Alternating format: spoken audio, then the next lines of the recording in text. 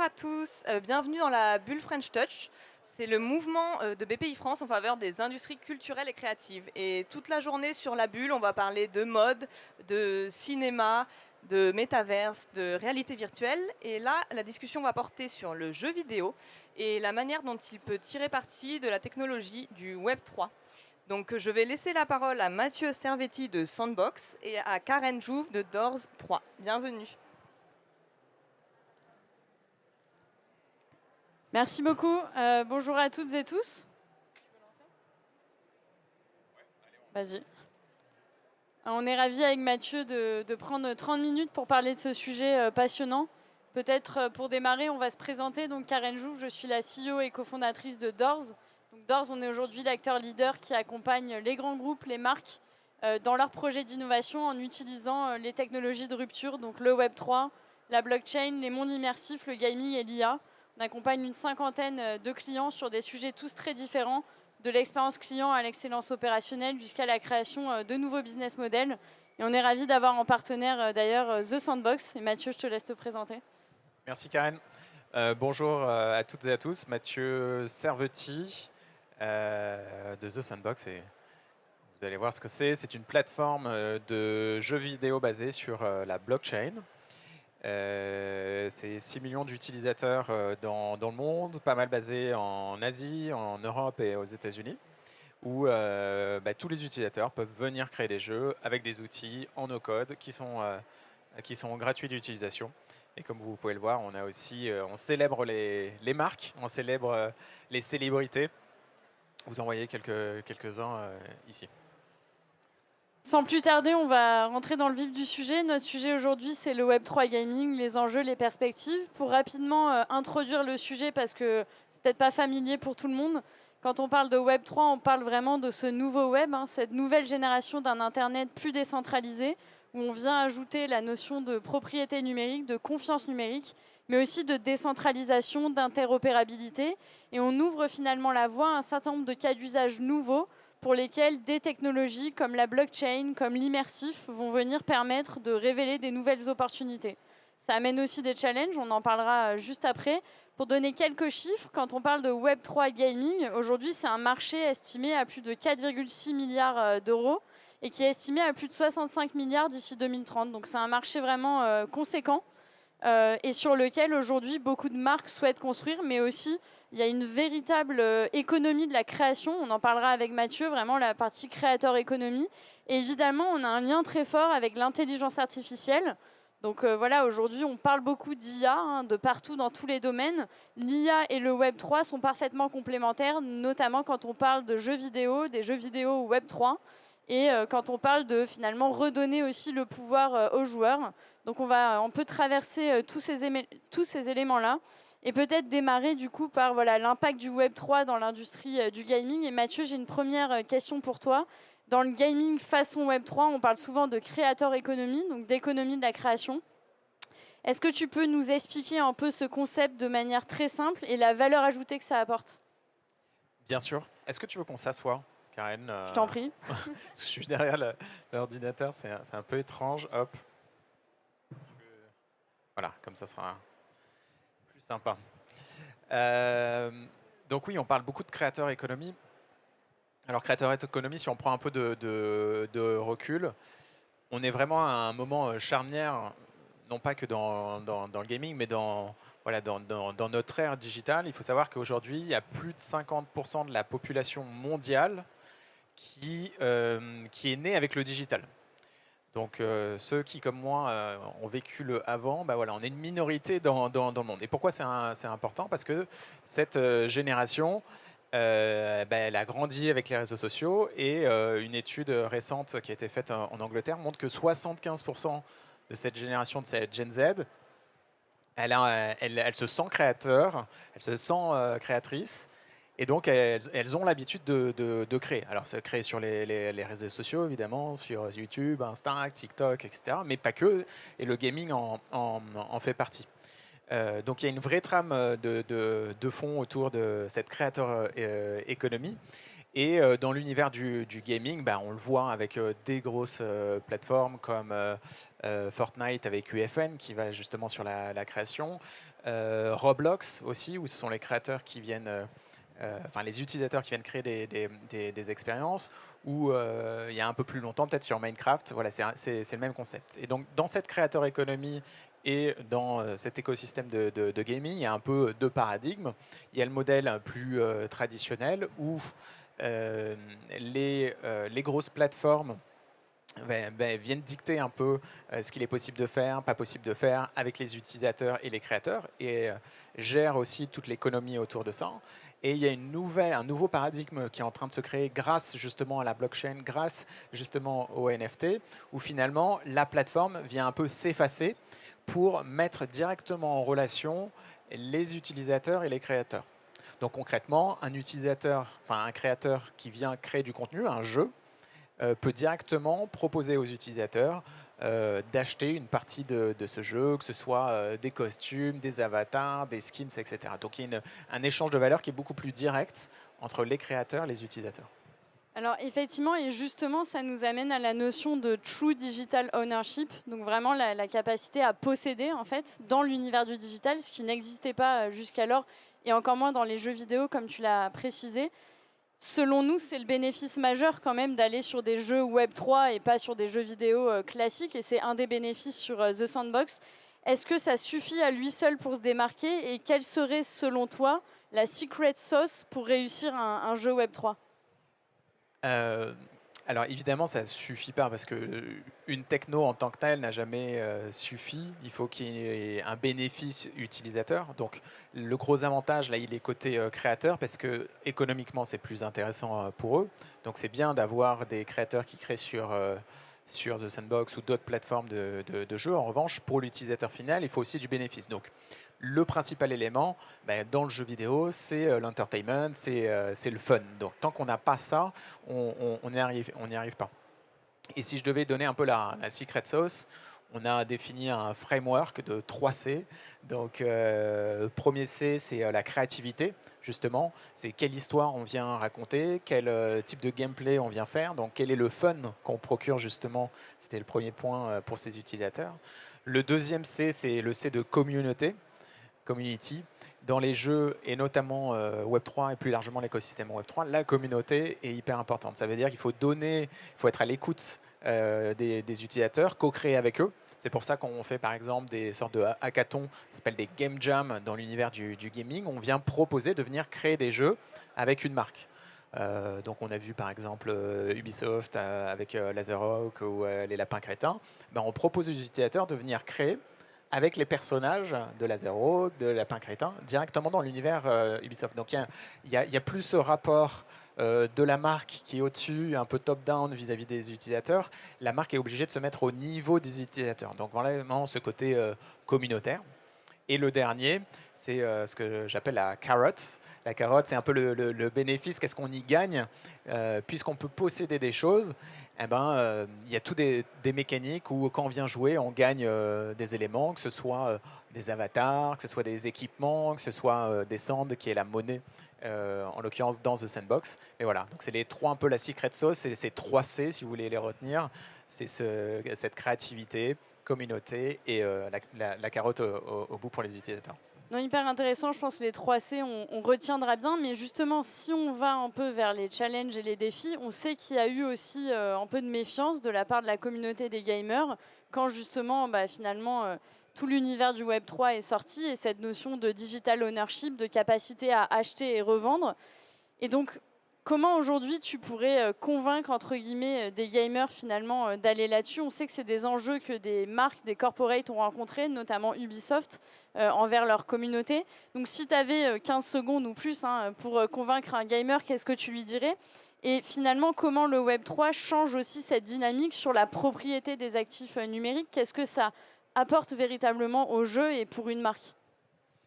Alors, il y a plein de questions en une question, mais déjà pour répondre à ton commentaire sur les gamers qui parfois n'aiment pas forcément les jeux, le gaming Web3, les jeux Web3. le principal argument de ces personnes, c'est de dire c'est sympa de posséder effectivement mon skin, de pouvoir l'échanger, le revendre, etc. Mais potentiellement, ça peut aussi s'emballer et s'enflammer. Donc on a vu, je pense, il y a 2-3 ans, avec l'essor des NFT notamment, des prix un peu hallucinants qui sont partis pour des collections de NFT qui n'étaient pas forcément d'ailleurs liées au gaming. Et du coup, il y a la communauté des gamers qui se sont dit, attendez, c'est bien de posséder, mais s'il me faut des centaines d'euros ou voire des milliers d'euros pour pouvoir jouer ou posséder tel ou tel skin ou tel et tel objet, ça ne m'intéresse pas. La réalité, elle est tout autre. Aujourd'hui, on parle de quelques dizaines de centimes ou quelques euros. Donc ça se rapproche plus d'un free-to-play ou d'un prix d'un skin, par exemple, sur Fortnite, réellement que ces envolées qu'on a pu voir dans l'écosystème de NFT. Donc ça, c'était la première remarque. En 15 secondes, comment dire à des gens qui aiment bien le gaming, venez voir ce qui se passe dans l'univers gaming Web3. J'ai envie de dire, c'est le moment. On a lancé la saison 4 The Sandbox hier. C'est 100 jeux sur 10 semaines où il y a plein de choses à gagner. C'est la fameuse carotte. Alors, il y a des wearables, des avatars, il y a du sand à gagner, etc. Et c'est un univers où c'est très culturel. Donc, on vient célébrer les marques, les IP. J'en ai cité quelques-uns, mais on a Terminator, Attack on Titan, c'est une plus grosse licence côté manga. On a Olive et Tom, Captain Tsubasa, Laserhawk, Ubisoft. Donc on en a plein. Donc c'est ça aussi qui est un peu sympa, c'est ce côté dans un même univers, je peux passer de la National Geographic qu'on a pendant la saison à Laserhawk, à quelque chose de complètement différent dans l'univers du luxe, etc. Donc, et tout ça se mélange finalement un peu comme dans la vraie vie. Donc c'est très pop culture. Donc voilà, c'est en 15 secondes, venez essayer, c'est maintenant, c'est facile de s'inscrire, de commencer à jouer. Top, super. Effectivement, juste après, on parlera de l'impact finalement de ce type de Web3 gaming pour les marques et comment les marques peuvent l'utiliser. Moi, j'ai une question pour vous qui nous regardez. Qui a déjà joué à un jeu Web3 ? Bravo. Et qui a déjà entendu parler, mais pas joué ? Ok. Un peu plus. Donc justement, la question que j'ai pour toi, Mathieu, je te laissais un peu souffler 2 secondes, c'est finalement quel défi aujourd'hui le Web3 doit surmonter pour atteindre une adoption plus massive ? Parce qu'effectivement, nous, dans notre univers, dans notre écosystème, on parle beaucoup de Web3 gaming, et pour la majorité des gens, ça paraît encore un petit peu flou, même si de plus en plus de jeunes notamment s'y mettent et de marques. Mais voilà, c'est quoi qui pourrait permettre une adoption plus massive ? Pourquoi c'est intéressant d'y aller ? Finalement, c'est un peu le bis repetita de toutes les technologies, c'est-à-dire il y a souvent d'abord la techno qui arrive et après, il y a les applications, les cas d'usage qui arrivent.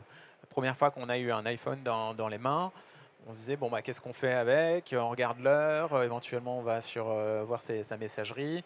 Et puis, il y a des applications, on a pu commencer à boire des bières, des trucs un peu débiles, mais voilà, il y a des usages qui se sont créés. Là, c'est un peu pareil dans l'univers du gaming aussi. Donc, il y a la techno qui était là au début.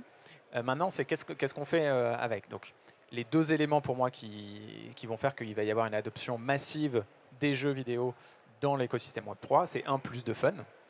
Voilà, encore une fois, c'est réussir à faire des jeux aussi fun que des grosses licences. Et 2, parce que c'est une techno, de la même manière, au début, la techno, c'est pas forcément facile à utiliser. Et là, c'est vrai qu'il y a encore des frictions. Il faut un wallet, il faut des tokens, il faut aller sur des exchanges pour avoir du token, pour pouvoir acheter, avoir des NFT. Donc, voilà, il y a de la friction sur l'usage. Même si aujourd'hui, il y a des solutions qui existent, c'est plutôt comme une rapidité d'implémentation. Donc, la masse adoption, c'est plus de fun et pas de friction. Demain, pour moi, le jeu Web3 qui fonctionne, c'est un jeu, vous ne savez même pas qu'il y a du Web3 derrière finalement. Vous arrivez, vous connectez, oui, il y a un wallet, mais vous ne voyez pas. Oui, il y a des tokens, mais vous ne les voyez pas forcément. Voilà, la techno, elle doit disparaître au service justement du fun, de l'entertainment pour les utilisateurs. Non, effectivement, je te rejoins. Et puisqu'on est ici pour parler du progrès, vu que c'est le thème du big, je pense que c'est un progrès majeur d'ailleurs dans l'évolution de la technologie, de la rendre de plus en plus frictionless, entre guillemets, qu'on s'en rende pas compte, en tout cas qu'il n'y ait aucune friction. Alors, j'ai une... Vas-y. Ouais, non, c'est pour commenter, mais c'est vrai que pour ceux qui ont connu l'émergence aussi Internet, au début, Internet, c'était pour les codeurs, quoi. Il fallait savoir coder, sinon c'était un peu compliqué. Et avec voilà, la deuxième vague d'Internet, Web 2, avec justement les plateformes, les Facebook et autres, les utilisateurs ont pu commencer à créer des choses sans être des codeurs. Là, c'est un petit peu la même chose. Sans être vraiment un technicien de la blockchain, comment on arrive plus rapidement à faire en sorte que tout ça disparaisse au profit d'un usage beaucoup plus fluide. Oui, d'ailleurs, on invite tout le monde à aller tester la nouvelle saison sur The Sandbox pour le montrer. Karen, ouais. Je fais un peu ta pub. Peut-être dernière question avant de passer justement un peu aux opportunités pour les entreprises. On parle souvent de communauté décentralisée, hein, du coup, dans le Web3 gaming. Qu'est-ce que ça amène comme avantage? Parce que ça aussi, pour moi, c'est une notion de progrès finalement, d'amener quelque chose de plus décentralisé, où on met de la confiance, de la transparence au milieu. Et bien sûr, la question de l'intelligence artificielle aussi, quel est le rôle et l'impact de l'IA dans la creator economy et dans des plateformes comme celle de The Sandbox. Donc voilà, sur ces deux sujets qui, selon moi, sont des sujets de progrès notables. Dans l'écosystème Web3, la communauté est très importante, mais c'est aussi lié à ce qu'on disait en introduction sur la creator economy. Le pouvoir, c'est les utilisateurs, c'est nous tous et nous toutes. Donc la communauté est très forte. Et donc dans cette logique de décentralisation, c'est-à-dire donner plus de pouvoir entre guillemets aux utilisateurs, aux créateurs, il y a des nouveaux modèles d'organisation qui se sont créés, notamment les DAO, donc Decentralized Autonomous Organization, où finalement ce sont les utilisateurs qui vont pouvoir voter sur l'avenir de tel ou tel projet. Donc pour moi, c'est l'étape d'après, justement, sur l'empowerment de ces utilisateurs. Après, forcément, ça pose plein de problématiques, hein. Si tout le monde peut voter sur n'importe quoi, c'est compliqué, donc il faut mettre un peu des barrières. Comment tu crées de l'engagement? Il y a évidemment, un peu comme dans tous les groupes, un peu des leaders qui vont organiser les choses, donc on va leur donner le pouvoir, donc on recentralise une partie.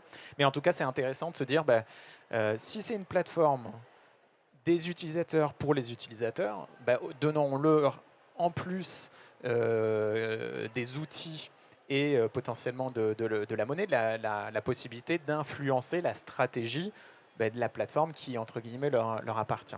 Donc c'est la volonté aussi de The Sandbox. On a lancé cette année notre DAO et on a mis un budget dessus et c'est la communauté qui va décider de l'évolution de certaines features, par exemple pour les outils, de certains contenus qu'on va faire apparaître, ou même dans la vraie vie, de certains rassemblements. Est-ce qu'on se retrouve pour la prochaine conférence à Lisbonne ou à Hong Kong, etc. etc. Donc on laisse l'opportunité aux gens qui sont dans l'écosystème et qui détiennent ces assets de pouvoir avoir un avis et une direction sur la stratégie de l'entreprise. Et un petit mot sur l'IA? Merci de me rappeler à l'ordre. Non, l'IA, évidemment, alors dans l'univers créatif, c'est évidemment essentiel, j'ai envie de dire. Le gros intérêt pour le gaming, enfin en tout cas un des gros intérêts que nous on voit, c'est la capacité à créer beaucoup plus rapidement sans forcément savoir justement coder. Donc c'est des prompts, on peut créer des univers complètement. Crée-moi un univers entrepreneur, etc. En 2 secondes, il y a un univers qui se crée. On n'a pas besoin de coder, donc ça facilite, on va dire, ça fait 80% du travail. Donc ça réduit complètement le go-to-market, cette rapidité d'aller d'être live finalement pour les utilisateurs. Ok, super intéressant. Maintenant, on va un petit peu parler des perspectives et des opportunités pour les entreprises. Donc finalement, une vision un peu plus B2B, tu as commencé à l'introduire, hein, puisque vous travaillez aussi avec des IP, avec des marques. Comme tu le sais, nous, chez Doors, c'est un peu notre focus aussi. On accompagne plutôt des marques, des grands groupes, voire des organisations publiques. Et il s'avère qu'aujourd'hui, malgré toutes les vagues de haut et de bas qu'il y a eu sur les sujets du Web3, du métaverse, le sujet qui ressort beaucoup, c'est le gaming. Il y a une vraie opportunité aujourd'hui pour les corporates de se saisir finalement du gaming et donc du gaming Web3 pour à la fois construire de nouveaux territoires de marque. Ça, je pense que tu en parleras bien en termes d'awareness et finalement de social media qui correspondent vraiment à des nouveaux territoires de marque sur lesquels les marques peuvent s'exprimer, aller accéder à des nouvelles générations, être capables de pousser des produits, des idées, mais aussi pour construire vraiment finalement des gameplays qui servent soit des enjeux business, je vous donnerai des exemples, soit qui peuvent aussi servir des enjeux de pédagogie ou d'éducation autour de sujets environnementaux par exemple, pour sensibiliser par le jeu, soit qui vont permettre de l'adoption en interne. Donc si on regarde un petit peu comment les marques se sont saisies de ces sujets-là, on a évidemment des exemples emblématiques comme Atari, Ubisoft, qui ont été parmi les premiers à investir massivement sur ce type de sujet. En même temps, ils étaient déjà dans l'univers du gaming, donc c'était assez naturel.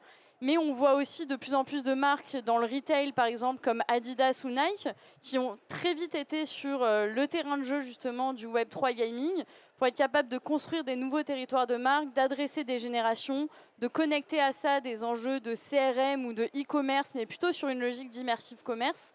Je pense aussi à des marques comme AXA qui ont justement construit un land sur The Sandbox et qui se sont servis de ce type de territoire plutôt pour aller véhiculer justement des messages autour de la prévention cyber et être capable d'amener une nouvelle vision d'une marque qui n'est pas forcément la plus sexy vis-à-vis des jeunes générations, mais qui est indispensable pour se protéger en termes d'assurance.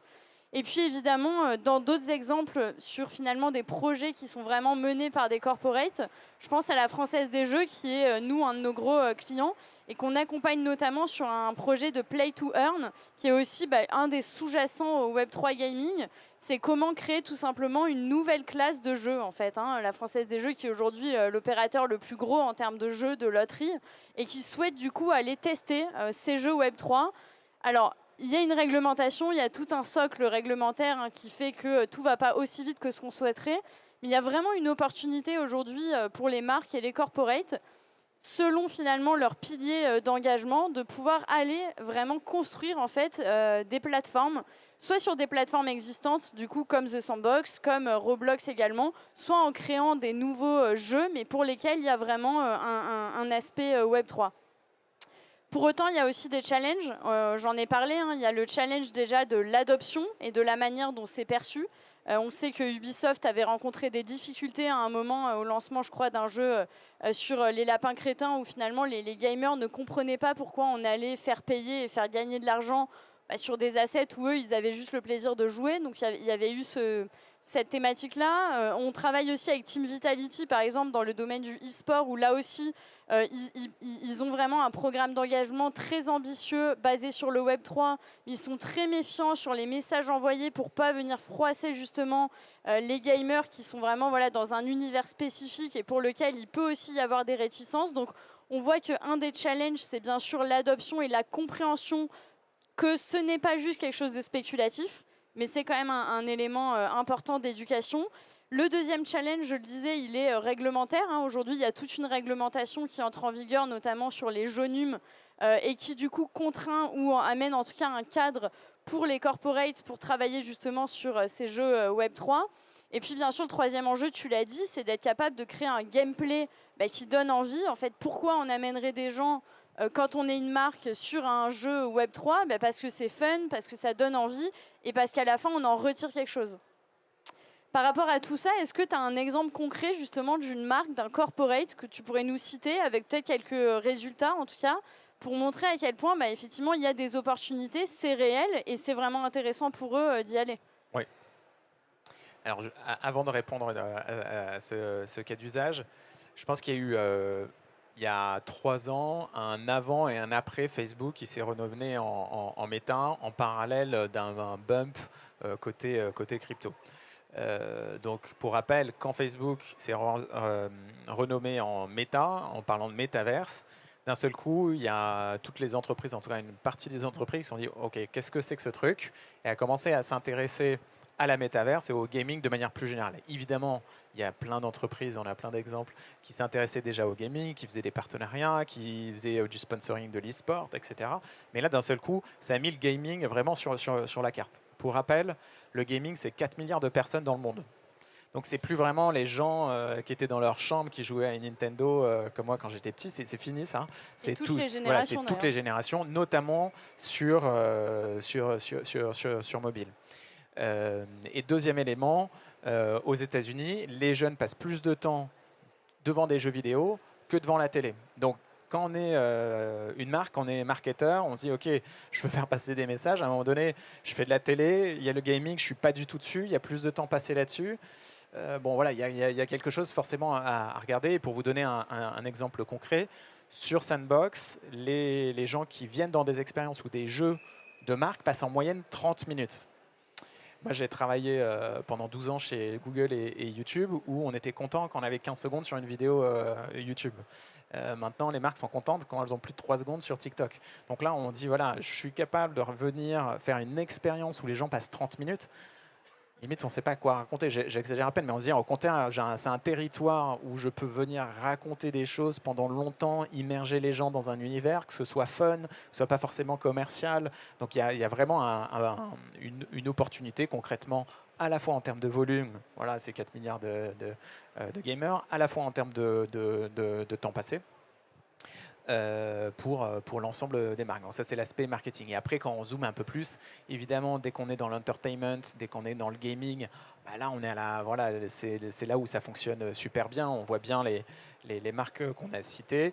Et le cas d'après, c'est est-ce que je peux faire du business? Et c'est là, donc voilà, là, c'est soit des jeux, soit du gambling. Il y a des licences, c'est très réglementé. C'est tout ce que tu as très bien expliqué. Mais voilà, du spectre global, les marques comme AXA qui viennent faire de l'awareness, donc de dire, bah voilà, moi j'existe dans cet univers et je suis pertinent, je peux prendre la parole parce que j'ai créé un jeu. Et pas juste fait une publicité dans un jeu, jusqu'à celles qui ont un business model. Et pour reprendre un exemple très concret, puisque c'était la question initiale, l'exemple de Gucci, pour moi, est un bon exemple parce qu'on a un peu les bonnes pratiques. C'est-à-dire que Gucci se dit, OK, j'ai une nouvelle campagne, Gucci Vault, concrètement, c'est une dizaine de lieux dans le monde dans lesquels je vais faire des pop-up stores et je vais mettre en avant un certain nombre de produits avec des collaborations, des artistes, etc. Bon, bah, c'est 10 lieux, évidemment, dans des grandes villes, Paris, Milan, New York, Los Angeles. Mais ceux qui ne sont pas dans ces villes, qu'est-ce qui se passe? Donc, ils disent, bah, je vais leur proposer une expérience pas tout à fait similaire. On ne peut pas comparer ce qui se passe dans la vraie vie et dans le digital, mais une expérience comme ça, immersive. On vient retrouver les mêmes univers autour de l'artiste, autour des collaborations, etc. Et ils viennent plugger ça en plus de leur campagne. Concrètement, c'est quasiment 100 000 personnes qui viennent dans l'expérience, qui passent quasiment 30 minutes aussi dans l'expérience. Donc c'est forcément du reach incrémental. Donc on touche plus de gens qui sont hyper engagés. Et ce qui est super intéressant, c'est de dire, bon, bah, même s'il y a 100 000 personnes, c'est quoi l'échelle d'une marque comme Gucci ou Adidas ou Nike, comme tu l'as dit.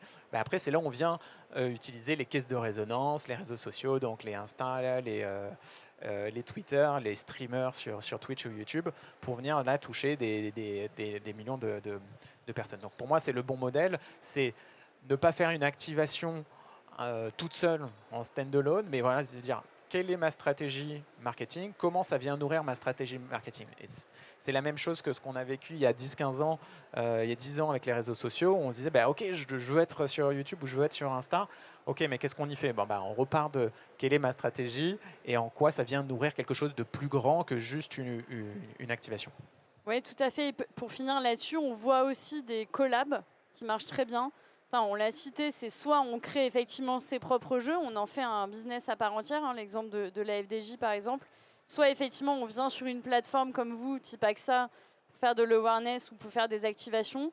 Et on voit aussi de plus en plus se multiplier des collabs. Je pense récemment à Lamborghini avec Animoca Brands par exemple. Je pense à plein d'autres qui apportent aussi énormément de valeur ajoutée et qui permettent d'aller finalement targeter des territoires, des terrains de jeu sur lesquels la marque n'est pas forcément. Et donc, ça apporte aussi énormément d'opportunités. Je crois qu'il ne nous reste pas beaucoup de temps. Donc, peut-être pour conclure, je vais te laisser dire un mot si tu veux, Mathieu. Mais en tout cas, pour ma part, j'espère que vous aurez compris à travers ce rapid talk qu'il y a une opportunité très grande à se saisir de l'enjeu du Web3 Gaming. On n'est qu'au début de l'histoire. Il y a énormément de choses à faire. Mais pour reprendre un chiffre, tu disais 4 milliards de joueurs. À savoir aussi qu'aujourd'hui, il y avait eu une étude sur les jeunes, des très petits. Peut-être vous avez des enfants ici. 90% d'entre eux préfèrent avoir de la monnaie digitale comme argent de poche que de l'argent de poche pour aller s'acheter quelque chose. Donc ça, c'est vraiment un changement radical et ce qui est mal compris par les parents parfois. comprends? Qui énerve Et qui parfois. peut énerver, mais c'est comme ça.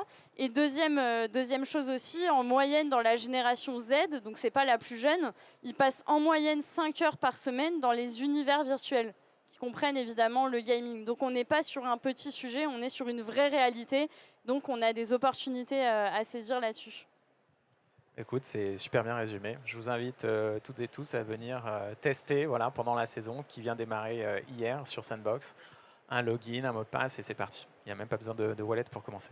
Et s'il y a des questions, on est à votre disposition. Merci Mathieu. Merci à tous.